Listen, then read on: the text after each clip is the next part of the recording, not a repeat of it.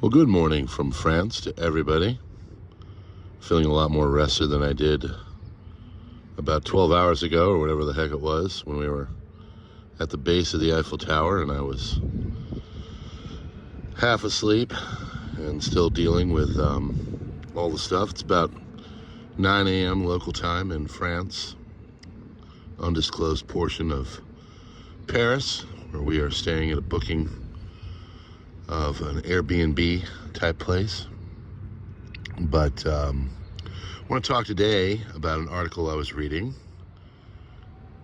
about how North Korea has put a cell phone out there. Basically, they've got a cell phone, and the cell phone autocorrects and does things to make it so your language is of an approved style.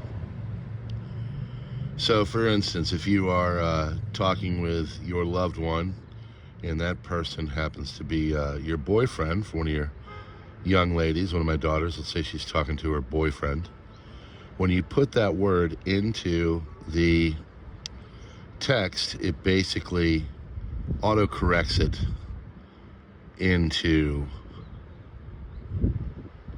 comrade. So, and there are other things, like if you are referencing South Korea, then what they do is they put in the term puppet state. So South Korea, so you type it in and then it autocorrects.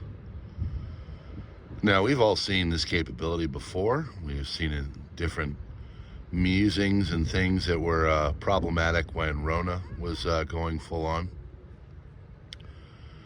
And now here it is in the flesh, in a state. But the ironic thing is that the very people that were calling this out, and these are the people that are, from the BBC, which are very much known as your typical government mouthpiece. What they're saying is, they're saying and showing this technology. But people were saying online, well, how long does it take before the BBC is doing such things on their own? How long before they are demanding that our smartphones self-correct and do not put out the kind of language that they consider to be problematic? Misinformation, disinformation, and all those buzzwords that have been thrust into the brio of everybody in Western society. I really don't think it's that long or that far away of a gambit. I think that we're going to probably see this type of stuff here pretty soon if they keep getting their way, if they keep putting it out there that, what people are saying is misinformation or disinformation, and you can't really go against the official narrative. I see it, I said this in the other video, I have seen it in our culture. I watched this movie called Mountainhead, and it's all about how some, air quotes, misinformation gets out into the world, and all of a sudden it goes on fire, and all these crazy things start happening. But when in actuality, when you look at it, if you look at the movie and the plot line, it really wasn't the misinformation or disinformation.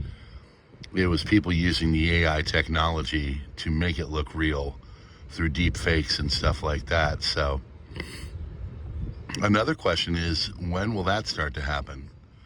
When people will go and they'll say stuff and, maybe they're on video, and we'll have the technology through AI to go and self-correct that. So you're saying things that are against the state narrative, whatever that may be, wherever you are.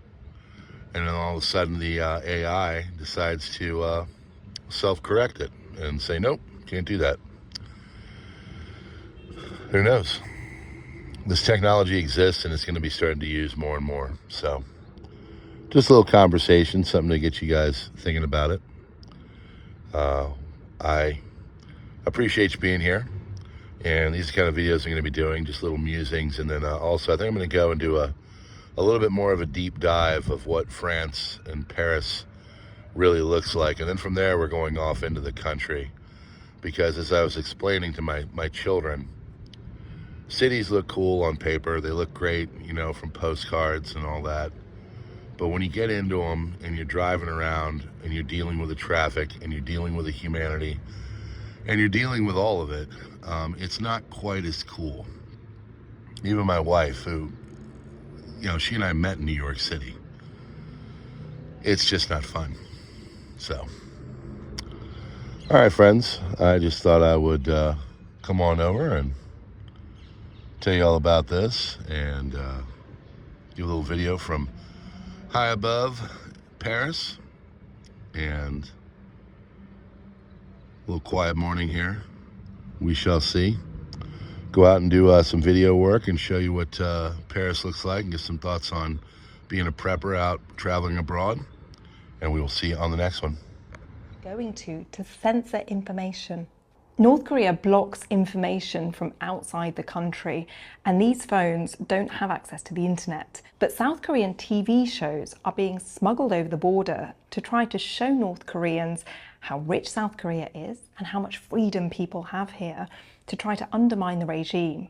Now, Kim Jong-un has banned these shows, and from this phone you can see that he's now also blocking people from using popular South Korean words. Look what happens when I type in the word oppa. This word literally means older brother in Korean, but people here in South Korea now use it as slang to refer to their boyfriends as well. 오빠가. When I enter it, it automatically changes to the word comrade,